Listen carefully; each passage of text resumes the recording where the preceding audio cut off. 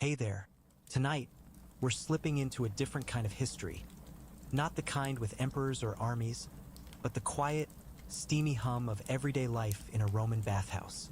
No grand statues or chariot races here, just the slow rhythm of water, heat, and people moving through their days. These were places where Romans, rich, poor, and everyone in between, came to scrub off the dust, soak their aches, and maybe trade a bit of gossip. It's the kind of history that doesn't shout, just murmurs, perfect for unwinding. If this sort of calm, detailed storytelling helps you drift off, feel free to like the video and subscribe, but only if it genuinely suits you. Drop a comment to let me know where you're listening from and what time it is. It's oddly comforting to picture who else is out there, settling into the same quiet story. So, dim the lights, maybe turn on a fan for that soft hum. Let's step through the stone arches and begin. Imagine a Roman city somewhere in the sprawl of the empire. Could be Rome itself, could be a dusty outpost in Britannia or North Africa. The bathhouse sits near the center of town, not hidden away but proud, its walls rising solid and square, built to outlast the people who use it. It's not a palace, but it's not a shack either. The stonework is practical, smoothed by years of hands and weather, with a faint sheen where the morning sun hits. You can smell it before you see it. A mix of wet stone, olive oil, and something faintly herbal, like rosemary or bay leaves lingering in the steam. The air feels heavier as you approach, warm and damp, carrying the low hum of voices and the occasional splash. This is the thermi if it's a big one, or the balneum if it's smaller, more local. Either way, it's the heart of the community, not because it's sacred, but because it's necessary. Everyone comes here. Merchants, soldiers, midwives, even the occasional senator slumming it. The bathhouse doesn't care about your status, though the people inside might. You step through the entrance and the world shifts. Outside, the city clatters. Carts rumble, vendors shout, dogs bark. Inside, it's softer, muffled, like the noise has to ask permission to follow you. The floor under your sandals is smooth, maybe a simple mosaic of black and white tiles, geometric patterns that don't demand attention. If this is a fancier place, the mosaics might show dolphins or waves, a nod to the water that rules the space. The walls are plaster, painted red or ochre, sometimes with faded frescoes of nymphs or gods, though the steam has peeled them in places. It's not dark, but it's not bright either. Light filters through small, high windows or slits in the roof, mixing with the haze of steam to give everything a slightly dreamlike glow. You're not here to rush. No one is. The bathhouse is a place to linger, to let time loosen its grip. First, you pay. Nothing's free in Rome, not even cleanliness. At the door, there's a clerk, probably a freedman or a slave, sitting at a small table with a box for coins. The fee is modest, a quadrans or two, a tiny bronze coin that even a laborer can spare. If you're a woman, you might come at a different time. Some bathhouses have separate hours for men and women, others have entirely separate wings. In smaller towns, everyone might mix, propriety be damned. You hand over your coin, maybe a bit of banter if the clerk's in a good mood. Then you're in, and the bathhouse opens up before you like a promise. You start in the tepidarium, the changing room. It's not a locker room in the modern sense. There's no sterile gleam or neat rows of benches. It's a rectangular space, warm from the nearby furnaces, with stone benches along the walls and niches carved into the plaster for your clothes. You strip down, no hesitation. Romans aren't shy about nudity here. It's as normal as breathing. Your tunic, sandals, and maybe a cloak go into one of those niches, though you keep an eye on them. Theft is common. Some folks hire a slave or a friend to watch their stuff. If you're wealthy, you might have a servant trailing you, carrying your towel and oil flask. If you're not, you make do, maybe tying your pouch of coins around your neck. The air here is already warm, the stone underfoot faintly heated from the hypocaust system below, a network of tunnels where hot air from wood-burning furnaces circulates. It's clever, invisible engineering that makes this place feel like a small miracle. You're not alone. The tepidarium hums with quiet activity. A merchant is folding his cloak, muttering about a deal gone sour. Two women are chatting, their voices low but sharp with gossip about a neighbor's scandal. A boy, maybe 10, darts through, probably sent to fetch something for his father. There's a faint clink of glass as someone sets down a vial of scented oil. The smells are stronger here: sweat, oil, and that ever-present damp stone. You might linger for a moment, adjusting to the warmth, letting your shoulders loosen. There's no clock ticking, no schedule to keep.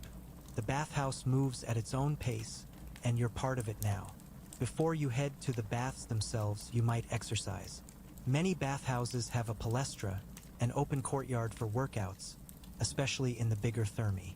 It's not a gym with polished equipment, just a sandy or packed earth space surrounded by columns, maybe with a few stone weights or a ball for games.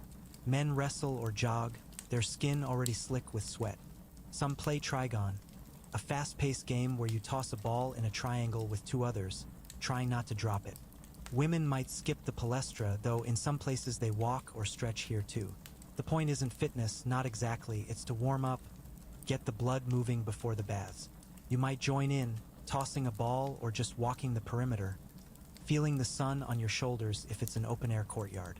Or you might skip it, eager for the water. Now, the baths themselves. The Roman bathhouse isn't just one pool. It's a sequence, a ritual of temperatures and rooms designed to ease you through a process. You don't jump straight into hot water. You work your way there. The first stop is the tepidarium, the warm room. It's not scalding, just pleasantly heated, like stepping into a summer afternoon. The floor is warm underfoot, thanks to the hypocaust. The walls radiate a gentle heat, and the air feels soft, almost embracing. There might be a shallow pool here, or just benches where you sit and let the warmth sink into your bones. The tepidarium is about transition, preparing your body for what's next. You might chat with someone, a friend, a stranger, about the weather or the price of grain. Voices are low, not out of reverence, but because the heat makes shouting feel unnecessary. The tepidarium smells of warm stone and faintly of oil, maybe a hint of lavender if someone's brought scented unguents. The mosaics here might be simpler than in the entrance, but they're still there, maybe a pattern of vines or fish. You don't linger too long, 10, 15 minutes, enough to feel your muscles soften. Already, the city outside feels distant, its noise and dust irrelevant. You're not just cleaning your body, you're shedding the day. From the tepidarium, you move to the caldarium, the hot room, where the bathhouse reveals its true power. The air hits you first, thick, almost chewable, saturated with steam that curls up from a large, rectangular pool in the center. The water is hot, not scalding but close, kept that way by the hypocaust system roaring beneath the floor. You can feel the heat in your chest as you breathe, a heavy warmth that makes your skin prickle. The floor tiles are almost too warm for bare feet, so you move carefully, maybe slipping on wooden sandals if you brought them. The walls are slick with condensation, and the mosaics here are bolder. Maybe scenes of Neptune or ocean waves, their colors softened by the haze. Small niches hold oil lamps, their flames flickering through the steam, casting shadows that dance across the stone. You ease into the pool, the water enveloping you like a second skin. It's deep enough to sit in, maybe up to your chest, with stone benches built into the sides. The heat seeps into your joints, loosening aches you didn't even notice until they start to fade. Around you, others are soaking, some leaning back with closed eyes, others murmuring in pairs. The caldarium is quieter than the tepidarium. The heat demands a certain reverence, or maybe it just saps the energy for loud talk. You might hear a soft splash as someone shifts, or the faint drip of water from a pipe feeding the pool. The Romans engineered this place with precision. Aqueducts bring fresh water in, while drains carry the used water out, keeping the pool clean and constant. This is where you clean yourself, but not with soap, not yet. Soap, as we know it, isn't common in Rome. Instead, you use olive oil carried in a small flask or handed to you by a slave if you're wealthy. You rub the oil over your skin, letting it mix with the sweat and dirt of the day. Then comes the strigil, a curved metal tool with a blunt edge, like a flattened spoon. You scrape it across your arms, legs, and back, peeling away the oil along with the grime.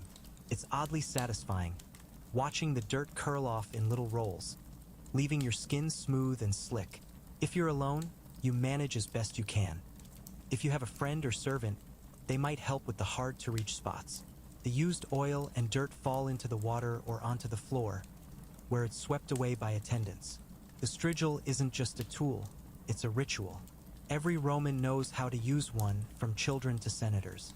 Some are plain bronze, others ornate with carved handles, a status symbol you carry like jewelry. You might rinse off in the pool after, or move to a smaller basin of hot water nearby. The caldarium also has side rooms, alcoves with tubs for private soaks or steam baths, where the air is so thick it feels like breathing soup. These are for the wealthy, or for those who've saved up for a treat.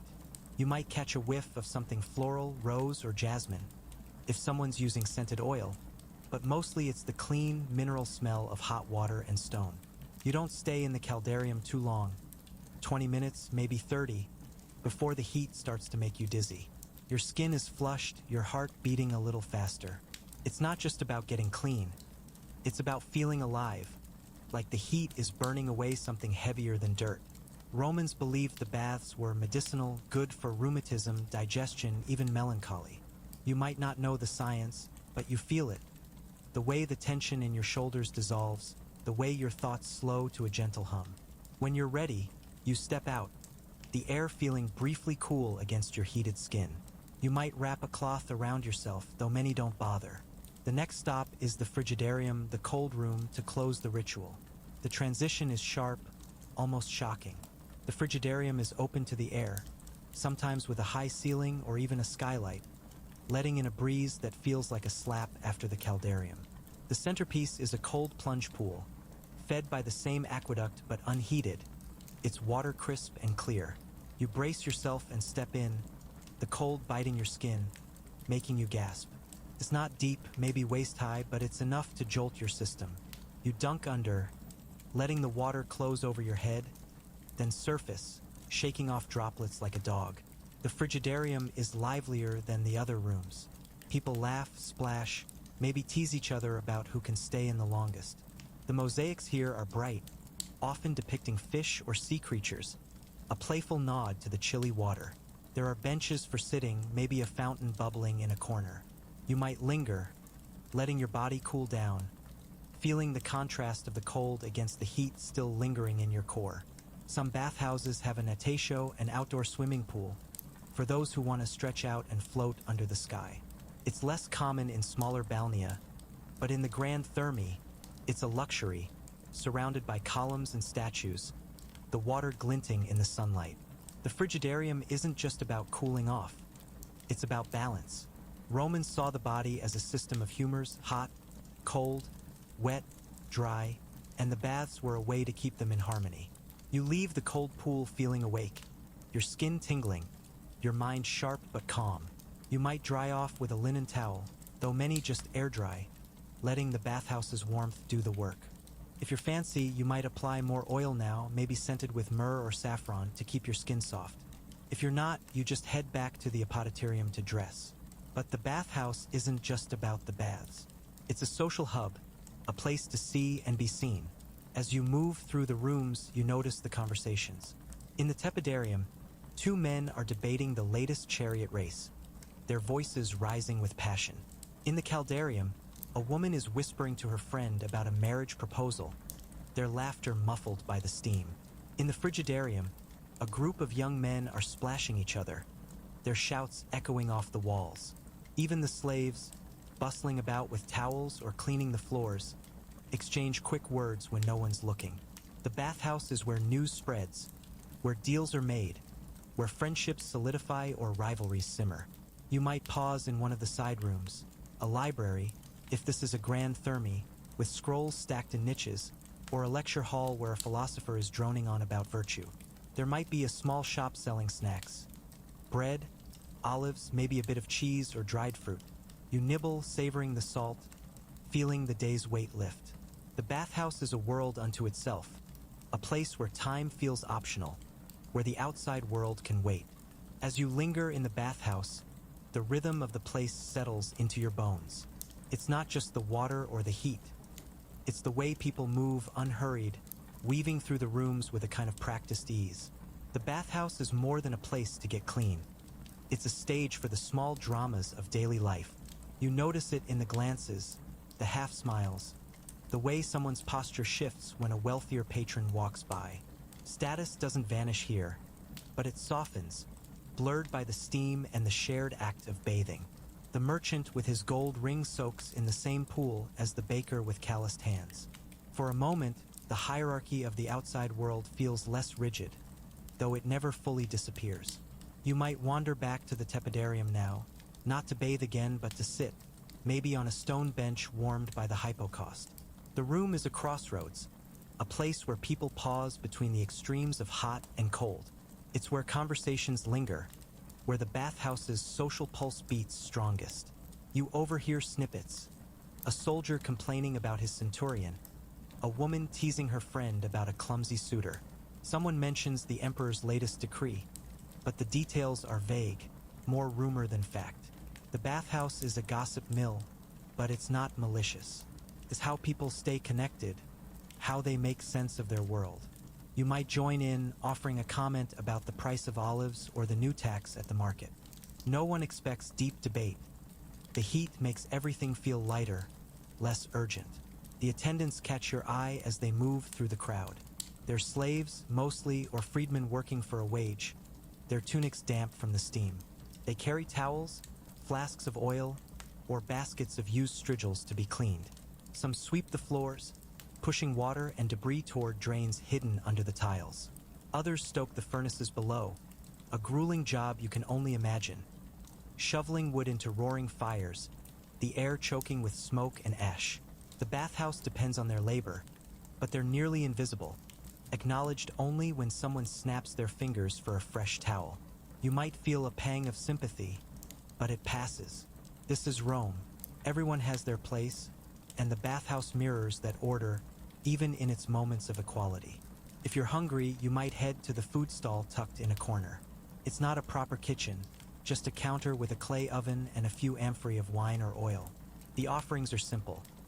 Flatbreads baked on the spot, maybe studded with sesame or herbs, bowls of olives, dark and glossy, or chunks of cheese, sharp and crumbly. If you're lucky, there's dried figs or dates, their sweetness a rare treat. You pay a few coins, the vendor tossing them into a clay pot with a clink. You eat standing up, leaning against a wall, the bread warm in your hands. The flavors are familiar, comforting, a reminder of the world beyond the steam. You might share a bite with a friend, laughing when they grimace at the salty olives. Food here isn't just sustenance. It's part of the ritual, a way to extend your time in this liminal space. Some bathhouses, especially the Grand Thermi, have gardens or courtyards where you can sit after eating. You step outside, the air cooler now, maybe with a faint breeze carrying the scent of laurel or rosemary from neatly trimmed bushes.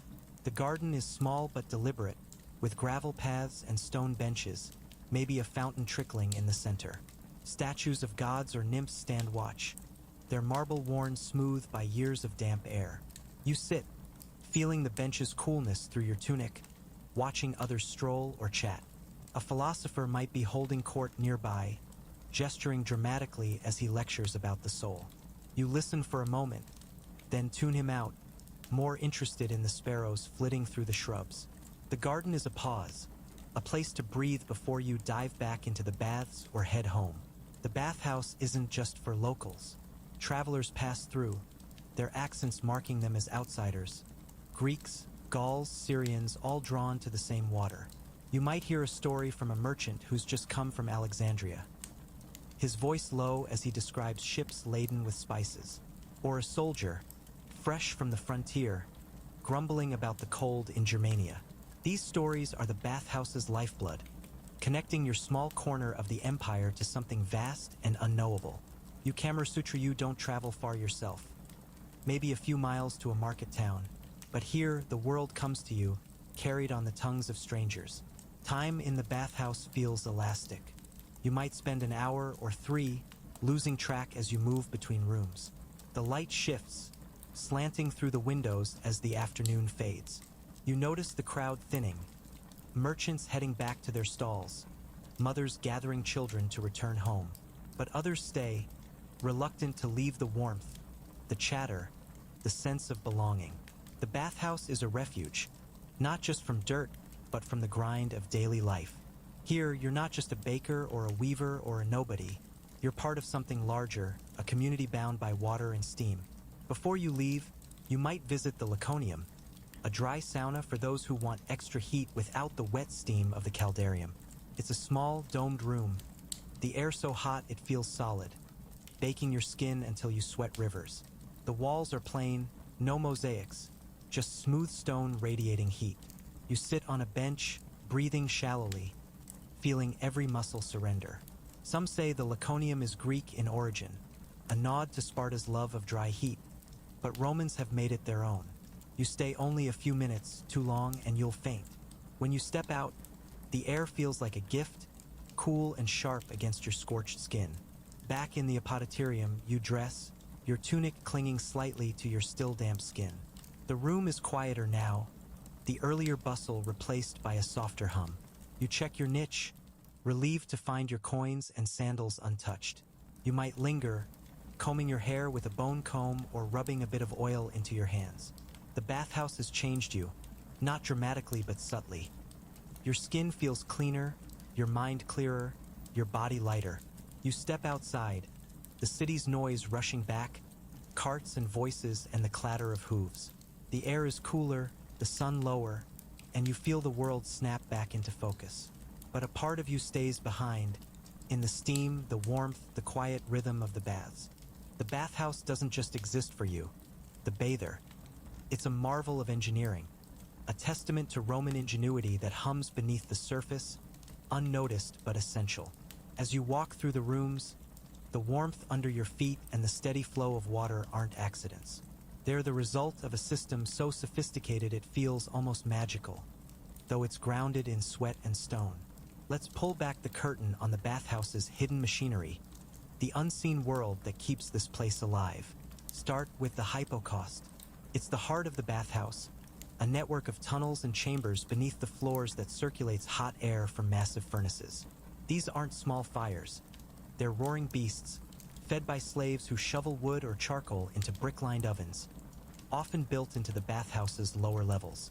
The heat rises through flues in the walls and under raised floors, supported by small pillars called pili.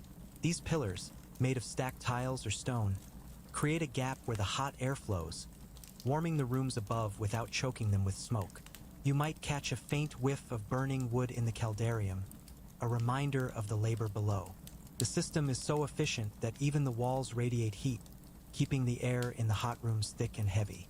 In a grand thermi, the hypocaust might heat thousands of square feet, a feat that requires constant tending. Day and night, someone's feeding the fire. Then there's the water. Romans didn't rely on buckets or hand-pumped wells. They built aqueducts, massive stone channels that carried fresh water from springs or rivers miles away. The bathhouse taps into this system, with lead or terracotta pipes channeling water into reservoirs above the complex. From there, it flows into the pools and basins, regulated by valves and sluices. The caldarium-S hot pool is heated by a boiler, a metal tank over a fire that sends steaming water into the system. Cold water for the frigidarium comes straight from the aqueduct, crisp and unheated. Drains, often lined with tiles, carry used water away to sewers or nearby rivers, keeping the pools fresh. You might hear a faint gurgle as water moves through hidden pipes, a quiet pulse beneath the splash and chatter. This system isn't cheap. Building a bathhouse, even a small balneum, costs a fortune. Stone, tiles, pipes, and labor don't come free. In cities, wealthy patrons or emperors often foot the bill, their names carved into the entrance as a boast. The baths of Caracalla in Rome, for example, were a gift from the emperor, a sprawling complex that could hold thousands, with marble walls and soaring vaults. Smaller towns might rely on a local elite, a rich merchant or senator eager to buy goodwill. Maintenance is another expense. Wood for the furnaces, repairs for cracked pipes, wages for attendants. The low entry fee you paid at the door covers only a fraction. The rest comes from subsidies or the owner's pocket. You don't think about this as you soak, but the bathhouse's existence is a delicate balance of wealth and civic pride. The people who keep it running are as vital as the pipes. Beyond the attendants you see, there's a small army of workers. Stokers sweating in the furnace rooms, cleaners scrubbing algae from the pools, engineers checking the aqueducts for leaks. Most are slaves, their lives tied to the bathhouse's rhythm. They sleep in cramped quarters nearby, rising before dawn to light the fires or sweep the floors. Their work is grueling, often dangerous. Furnace burns and pipe bursts aren't uncommon, yet they're rarely acknowledged, their names unrecorded, their labor dissolving into the steam. You might nod at a cleaner as they pass, but their story stays hidden, a silent thread in the bathhouse's fabric. The bathhouse also shapes the city around it. It's not just a building, it's a landmark, a meeting point, a reason for streets to converge. Shops spring up nearby, selling oil, towels, or snacks for bathers. Taverns and brothels cluster in the shadows, catering to those who linger after their soak. The aqueduct feeding the baths might also supply fountains or homes, tying the bathhouse to the city's lifeblood. In some towns, the bathhouse is the only place with reliable water, making it a lifeline during droughts. Its presence boosts trade, draws travelers, and gives the city a sense of permanence. Stone and water outlast flesh and bone. But the bathhouse isn't perfect. The warm, damp air breeds problems. Mold on the walls, slippery tiles, the occasional whiff of rot where water pools in corners. Hygiene, despite the Romans' obsession with cleanliness, isn't what we'd expect. The pools aren't chlorinated. They rely on constant water flow to stay clean, but dirt and oil still linger. Some bathers rinse their strigils in the pool, leaving a faint sheen on the surface. Illnesses spread here too: skin rashes, eye infections, or worse, especially in crowded thermi. Romans didn't know about germs, but they noticed patterns, sometimes blaming bad air or overcrowding. You might avoid the baths during a plague scare, but most days the risk feels worth it for the comfort. The bathhouse also reflects Rome's contradictions. It's a place of equality, where all bathe together, yet inequality seeps in. Wealthy patrons get better service. Attendants hover, offering premium oils or private tubs.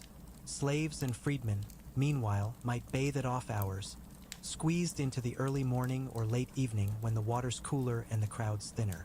Women, depending on the bathhouse, might have less access, relegated to smaller wings or specific times. And while the baths are public, not everyone's welcome. Lepers or those with visible sores might be turned away, their ailments seen as a threat to the communal water. As you sit in the garden, nibbling on a fig, you feel the bathhouse's dual nature. It's a haven, yes, but also a machine, grinding on the backs of unseen workers and the wealth of distant patrons. It's a place of connection, where stories and laughter flow, but also a mirror of Rome's rigid hierarchies. You don't dwell on this, it's just how the world works. Instead, you focus on the moment. The crunch of the fig, the trickle of the fountain, the faint hum of voices from the tepidarium. The bathhouse is a bubble, a place where the empire's vastness shrinks to the size of a shared bench. You might stay longer, looping back to the frigidarium for one last plunge, the cold water sharpening your senses. Or you might wander to a quiet corner, a niche with a statue of Hygeia, goddess of health, her stone face serene. You don't pray, exactly, but you nod to her, a small acknowledgement of the bathhouse's gift. Not just cleanliness, but renewal. The day's worries, debts, arguments, the ache in your back, feel lighter, if only for now. The bathhouse isn't just a place for the body. It's a space where the mind finds its own kind of cleansing. As you sit in the garden, the late afternoon light slanting through the columns, you feel it. A quietness that's not just the absence of noise, but the presence of something else. The Romans didn't have a word for stress, as we know it, but they understood the weight of a long day.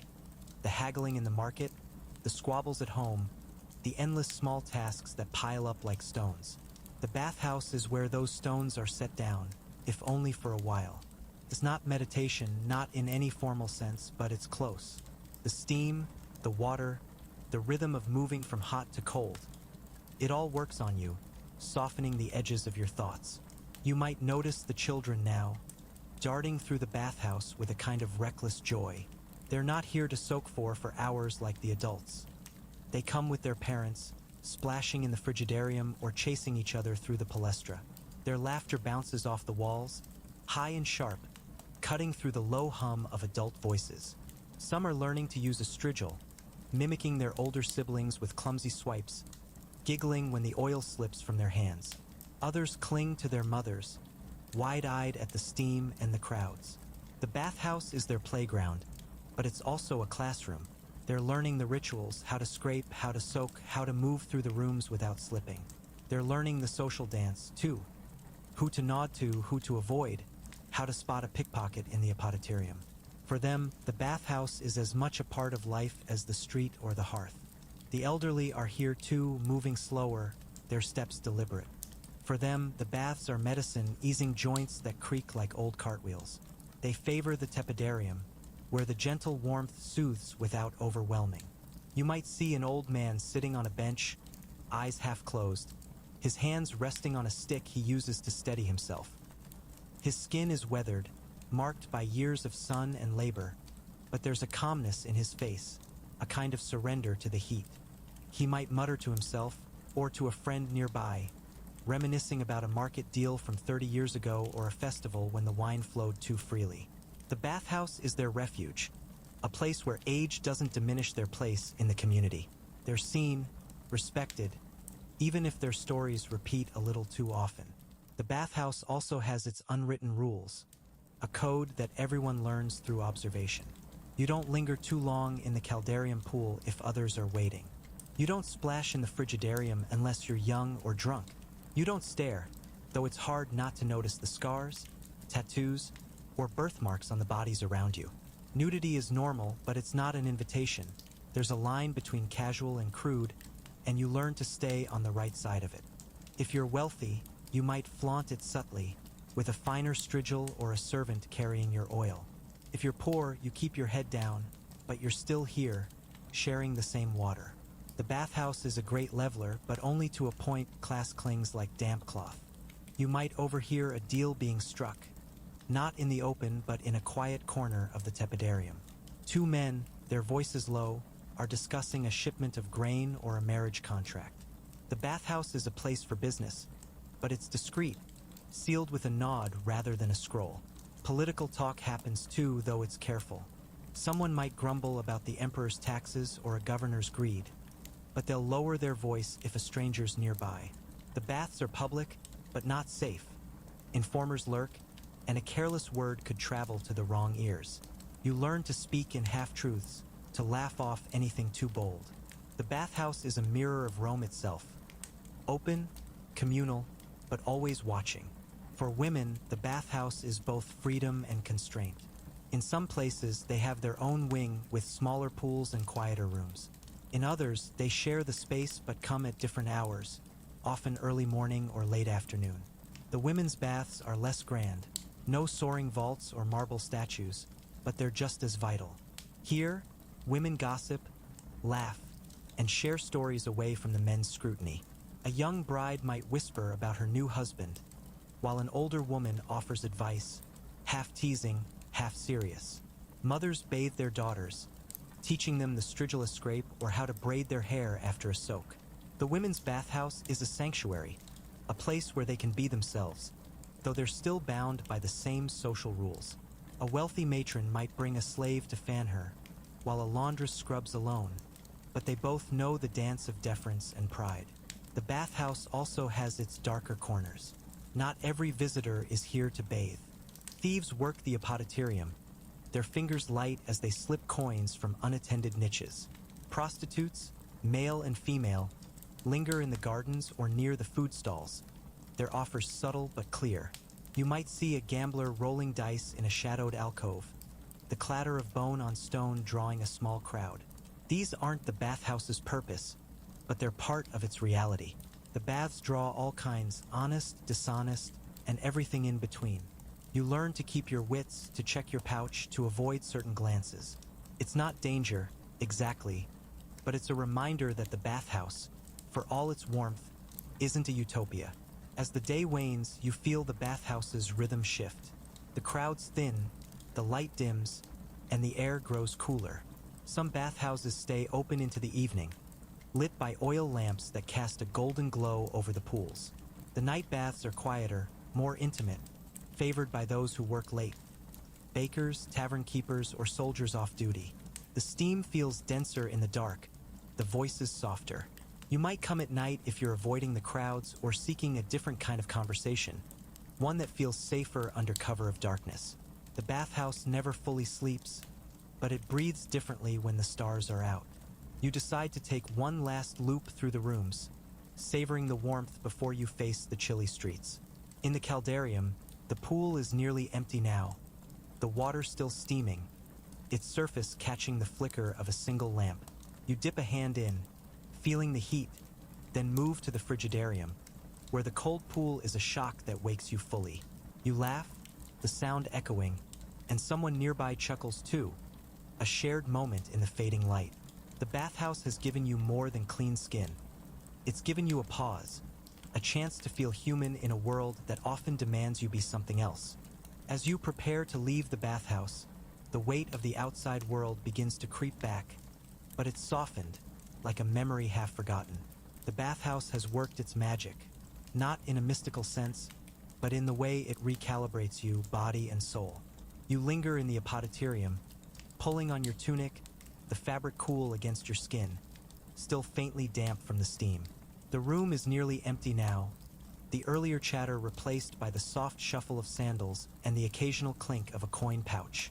You feel a quiet satisfaction, not just from being clean but from having been part of something larger. A shared ritual that binds you to the people around you, to the city, to the empire itself. The bathhouse is more than a place. It's a cultural cornerstone, a symbol of what it means to be Roman. Cleanliness wasn't just practical. It was a mark of civilization, a way to distinguish Rome from the barbarians beyond the frontier. You might not think in those terms as you tie your sandals, but it's there, woven into the act of bathing. The baths were where Romans asserted their identity, not through conquest or law, but through the simple act of caring for their bodies. Even in the farthest provinces, Britannia's foggy hills or the deserts of Syria, the bathhouse stood as a miniature Rome, its steam and stone a reminder of the empire's reach. This cultural weight wasn't accidental. Emperors and elites knew the baths were more than amenities. They were tools of control, subtle but powerful. By building grand thermae like those of Trajan or Diocletian, they offered the masses a taste of luxury, a reason to feel loyal. You might grumble about taxes or conscription, but when you soaked in a marble-lined pool for a single coin, it was hard to hate the system entirely. The bathhouse was a gift, but a calculated one, tying the people to their rulers through gratitude and habit. In smaller towns, local patrons built balnea for the same reason, cementing their status while ensuring the community's goodwill. You feel it as you leave, a faint sense of obligation, not to anyone specific, but to the order that makes this place possible. The bathhouse also shaped daily life in ways you might not notice. It set the rhythm of the day. Most people bathed in the afternoon, after work but before dinner, making the baths a pivot between labor and rest. Shops and markets quieted as the bathhouse filled, the city's pulse slowing for a few hours.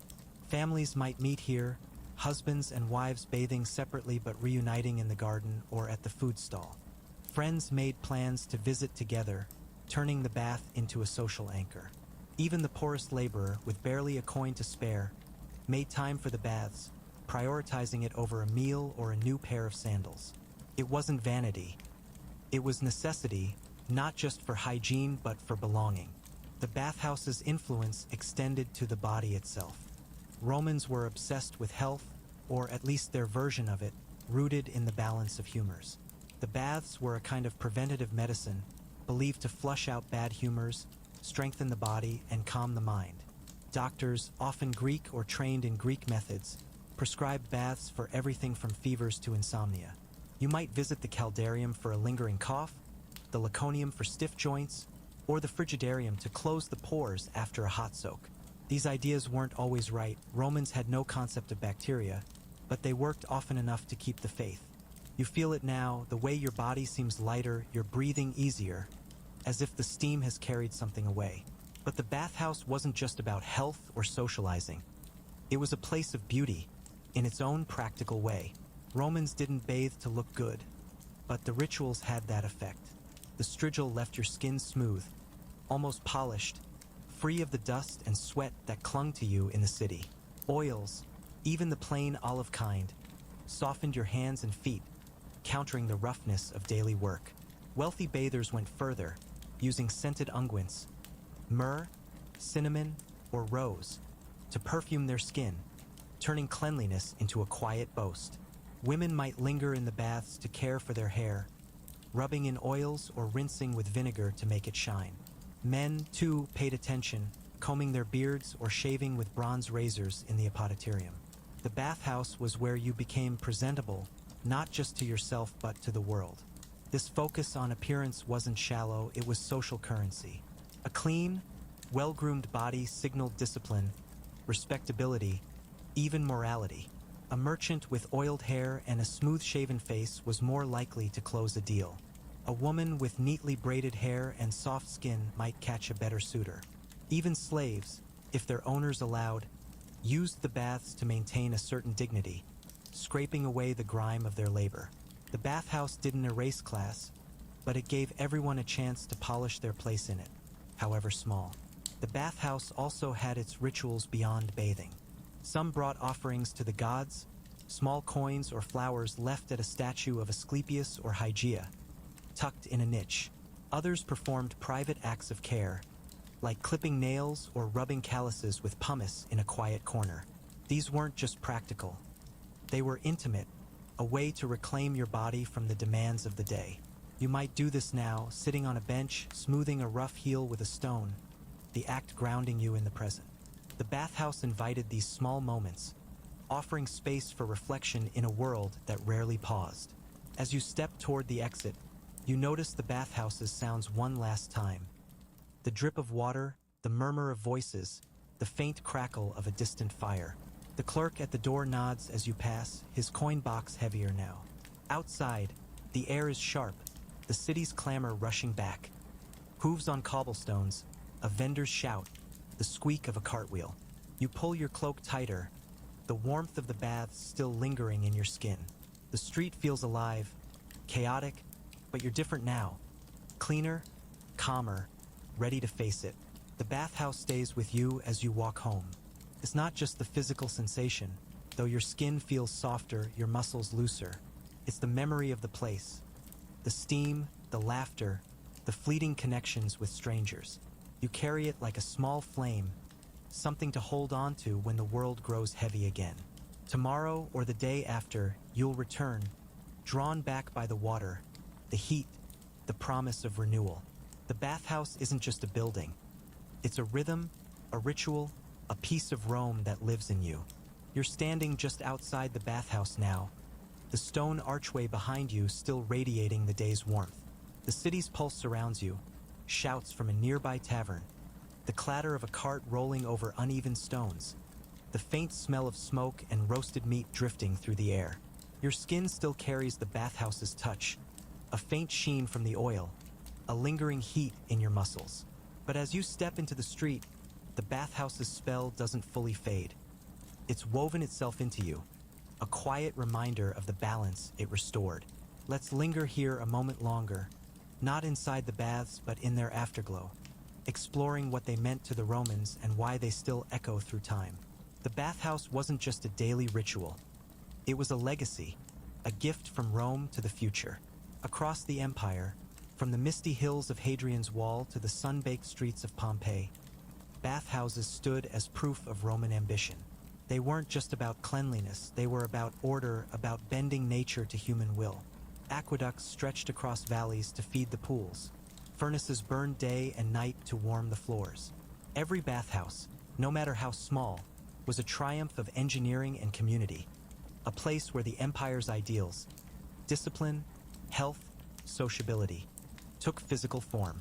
You might not have thought of it as you soaked, but you were part of that legacy, one body among millions who passed through those stone doors.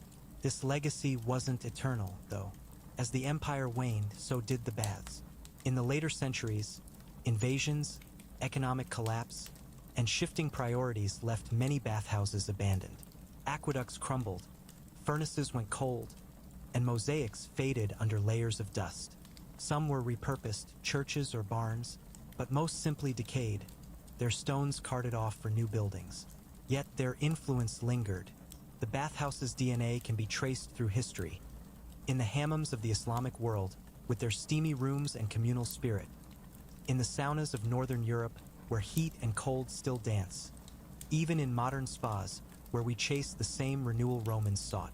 You feel it now, in a way, the urge to return, to sink back into that warmth, is universal, a thread connecting you to those ancient bathers. The bathhouse also tells us something about time. For Romans, it was a place to slow down, to escape the relentless march of duties and deadlines. Life in the empire wasn't easy. Laborers toiled, merchants haggled, soldiers marched, and everyone faced the whims of disease or war. The bathhouse offered a pause, a space where hours could stretch or shrink, where you could just be. You felt it inside, the way time seemed to loosen, the way a conversation or a soak could make the world feel less heavy. That's part of why the baths mattered. They weren't just about washing dirt. They were about washing away the grind, giving you a moment to remember who you were outside your role. This idea of pause wasn't unique to Rome, but the bathhouse made it tangible, democratic. Other cultures had their own rituals, Greek gymnasia, Egyptian river baths, but Rome's baths were public in a way that crossed class and creed. A farmer with calloused hands could soak beside a poet with ink-stained fingers. A slave, if permitted, could scrape their skin clean in the same pool as their master. Women, though often segregated, claimed their own space, their laughter and stories filling the air. The bathhouse didn't erase differences, but it softened them, creating a rare moment where the empire's rigid lines blurred. You felt it, too, in the shared glances, the overheard stories, the way a stranger's laugh could spark your own. The bathhouse also carried a kind of intimacy, not romantic but human. Nudity was part of it. Stripping down in the tepidarium wasn't just practical. It was a leveling act, a shedding of pretense. You saw bodies as they were, scarred, wrinkled, strong, frail. You noticed the soldier's old wounds, the baker's flour-dusted elbows, the grandmother's knotted hands. These weren't flaws. They were stories, etched into skin. The bathhouse let you see people, not just roles, and in that seeing there was connection. You might not speak to the man scraping his strigil beside you, but you shared something, the water, the heat, the quiet rhythm of the place. That intimacy extended to the senses. The bathhouse was a symphony of textures and smells. The slickness of oil, the bite of cold water, the gritty scrape of a strigil. You smelled wet stone, burning wood, the faint floral of someone's unguent. You heard splashes, murmurs, the occasional burst of laughter or the clink of a coin. These weren't just background details. They were the bathhouse's language, speaking to you in ways words couldn't. Even now, standing outside, you can close your eyes and summon it. The warmth of the tepidarium, the shock of the frigidarium, the soft hum of voices in the steam. It's a memory that feels alive, almost tactile. The bathhouse also had its contradictions, ones you might not dwell on but can't ignore. It was a place of health, yet disease lurked in the shared water. It was a haven of equality, yet wealth and status still shaped the experience. Better oils, private tubs, attentive slaves for the elite. It was a public good, but built on the backs of slaves who stoked the fires and scrubbed the floors, their lives as disposable as the wood they burned. You saw it in glimpses, the weary cleaner, the wealthy matron with her entourage, but it was easy to look away, to let the steam blur the edges. The bathhouse was Rome in miniature. Magnificent, communal, but never quite as pure as it seemed. As you walk away, the city folding you back into its chaos, you carry the bathhouse's contradictions too. You feel renewed, but you know the world hasn't changed. Debts still wait, work looms, and the empire's wheels keep grinding. Yet the bathhouse has given you something to hold on to, a sense of resilience, a reminder that even in a hard world, there's room for care, for connection, for pause. You'll return not just for cleanliness but for that feeling, the sense of being part of something larger, something that outlasts you. The bathhouse fades behind you, its steam curling into the evening air. But its story doesn't end. It lives in the ruins we uncover, in the tiles and pipes archaeologists piece together. It lives in the way we still seek out warmth and water, chasing the same solace Romans found. And it lives in you, in the way you carry its memory, a small spark of Rome that glows long after you've left the stone arches behind. So go now back to your life, but keep the bathhouse close. It's more than a place. It's a way of being, a reminder that even in the busiest days, there's time to breathe, to soak, to simply be. The street you're walking down is narrower now, the buildings leaning close, their plaster walls stained by years of weather and smoke. Lanterns flicker in doorways, casting pools of light that guide your steps. The bathhouse is a fading silhouette behind you, its stone bulk blending into the dusk, but its presence clings to you like the scent of olive oil on your skin. Your cloak brushes your shoulders, lighter than it felt when you arrived, as if the steam stripped away some invisible weight. The city hums around you, children shouting in an alley, a flute's thin melody from a tavern. But you're still half in the bathhouse, its warmth a quiet pulse in your chest. Let's linger in this in-between, where the bath's calm meets the world's chaos, and explore what it means to carry this moment forward. You notice your body first. Your steps are steadier, your shoulders looser, as if the caldarium's heat and the frigidarium's shock realign something deep within. Your skin feels alive, tingling faintly where the strigil scraped away the day's grit. The air, cooler now, brushes against you like a second bath, crisp and clean. You breathe deeper, the city's smoke and dust less choking than before. This isn't just cleanliness, it's a kind of clarity, a sharpening of the senses that makes the world feel vivid. The bathhouse didn't just wash your body, it tuned it, like a lyre strung too tight, now humming at the right pitch. Your mind follows, the worries that gnawed at you earlier, a late payment, a quarrel with a neighbor, the ache of a long day's work, haven't vanished, but they're quieter, pushed to the edges. The bathhouse gave you space to let them drift, to sink into the water or rise with the steam. You remember a moment in the tepidarium, sitting on a warm bench, listening to two women laugh about a spilled amphora of wine. Their voices wove into the hum of the room, and for a moment, your own troubles felt small part of a larger rhythm. That's the bathhouse's gift. It doesn't solve your problems, but it makes them feel bearable, shared in the unspoken camaraderie of strangers. You pass a small shrine now, a niche in a wall with a terracotta statue of Fortuna, her will tilted under her hand. Someone's left a crust of bread at her feet, a humble offering.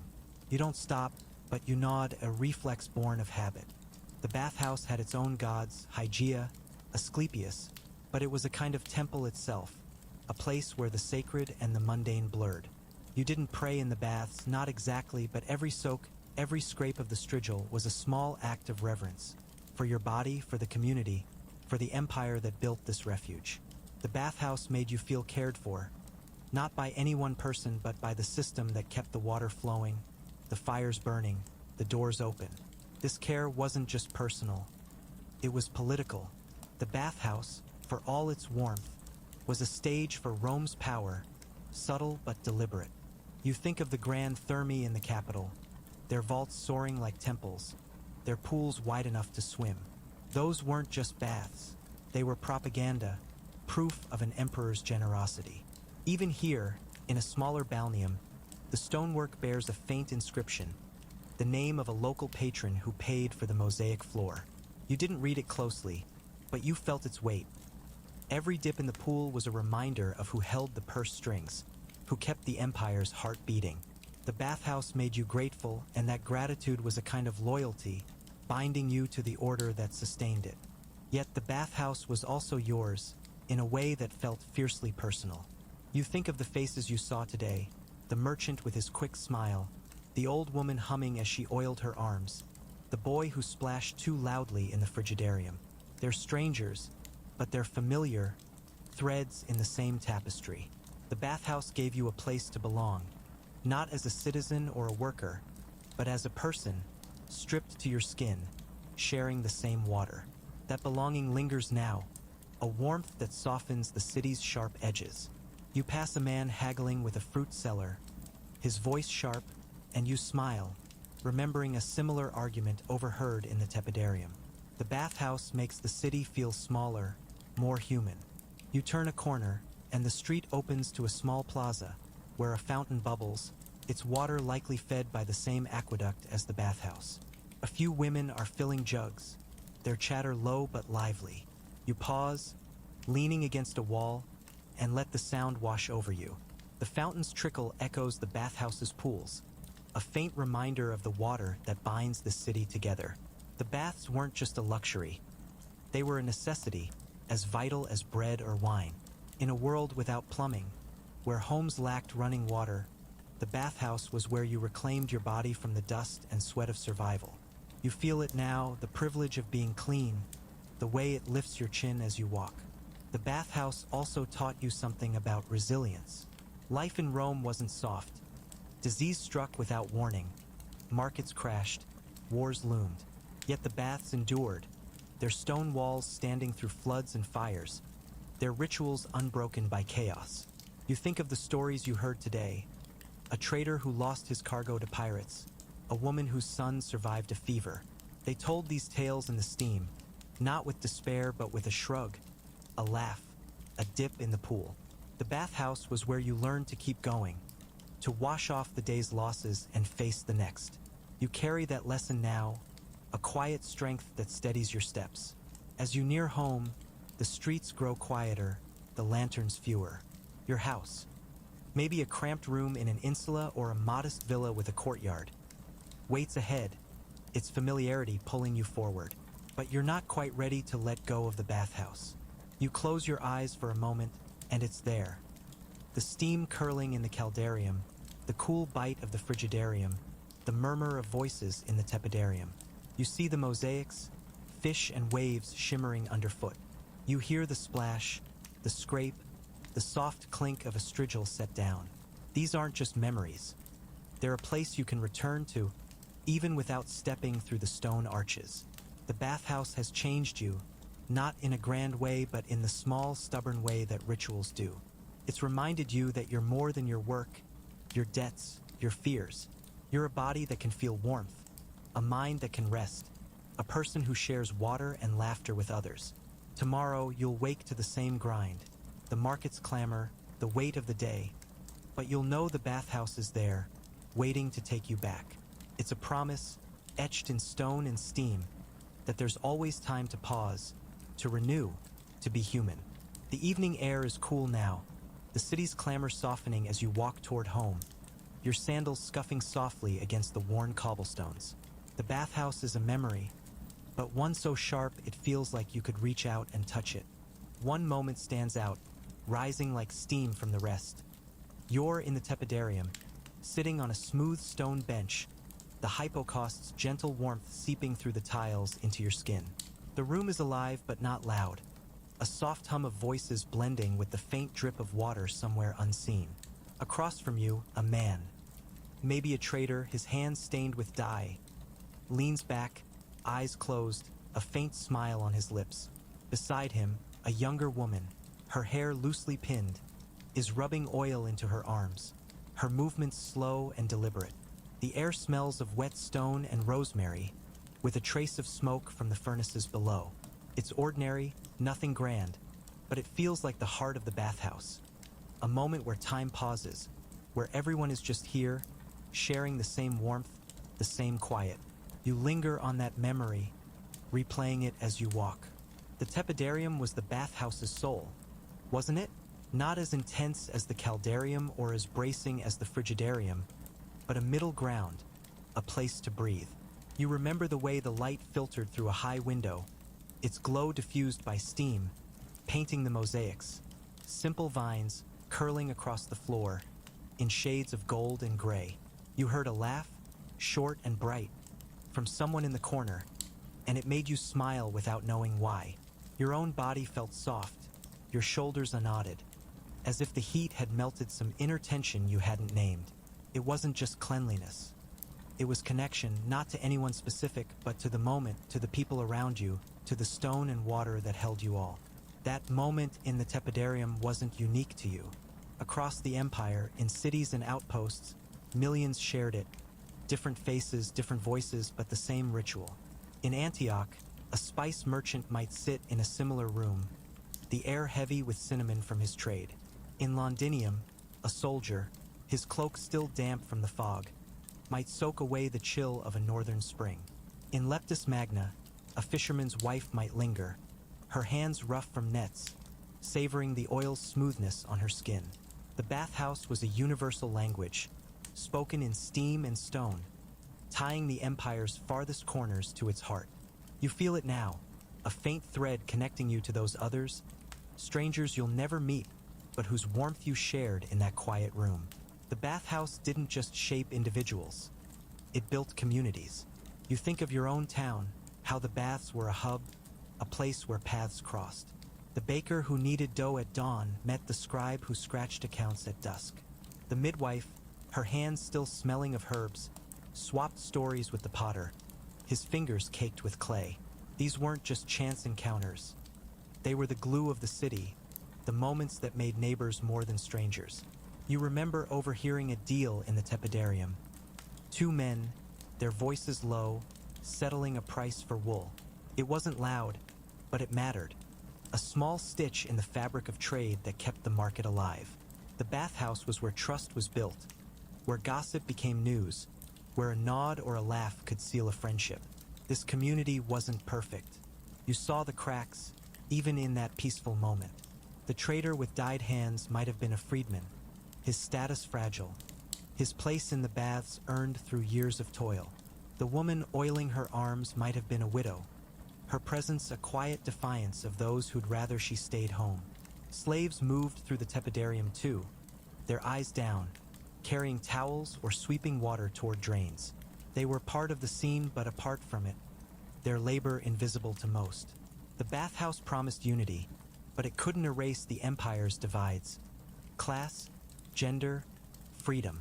You felt it in the glances, the subtle shifts in posture when a wealthy patron passed through, his servant trailing with a silver strigil. Yet those divides softened in the steam. You think of the boy who darted past you in the tepidarium, chasing a friend, his laughter careless and free. He didn't know the trader's struggles or the widow's grief. He just ran, his voice echoing. The bathhouse gave him that freedom, a space to be a child, not a future laborer or soldier. It gave the elderly a place to rest, their stories heard, their aches eased. It gave women, even if only for a few hours, a room of their own, where their voices carried. The bathhouse didn't solve Rome's injustices, but it offered a reprieve, a place where everyone could claim a piece of the empire's promise. You're almost home now, the street dark except for a single torch flickering outside a shop. The bathhouse memory, the tepidarium's warmth, the trader's smile, the woman's quiet focus, feels like a talisman, something to hold when the world grows heavy. You think of how the baths shaped your town, not just its people but its spirit. The bathhouse was a reason to gather, to care for each other, to keep going. When drought hit or taxes rose, the baths stayed open, their water a constant, their fires a defiance of hardship. They were a reminder that Rome wasn't just legions or laws. It was people sharing warmth, building lives in the spaces between. You pause at your door, the wood rough under your hand.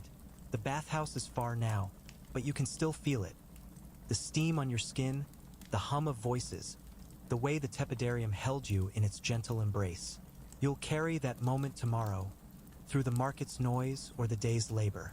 You'll carry it when you return to the baths, slipping back into their rhythm, joining the trader, the widow, the boy, and countless others in the steam. The bathhouse isn't just a place. It's a memory you live again and again, a piece of Rome that breathes in you, long after the fires cool and the mosaics fade.